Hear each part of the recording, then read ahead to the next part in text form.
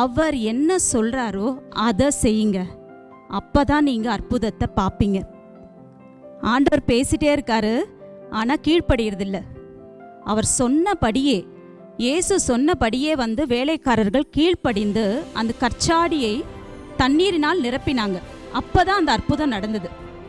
அப்போ நமக்கு ஆண்டவர் 43 அதாவது 18ஆம் வசனத்துல சொல்லியிருக்கார், முந்தினவைகளை மறந்துடுங்க, உங்களுக்குள்ள இருக்கிற கசப்பை விட்டுடுங்க.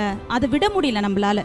ஒரு அற்புதத்திற்காகவும் நம்ம ஜெபிக்கிறோம், அதே நேரத்துல சிலரை சொல்றார் ஆண்டவர், நீ மன்னிச்சிடு, அதை மறந்துடு, அதை விட்டுடு அப்படின்றாரு. அதையும் நம்மளால விட முடியல. அப்போ நம்ம அற்புதத்திற்கு நாமே ஒரு தடையா இருக்கோம்.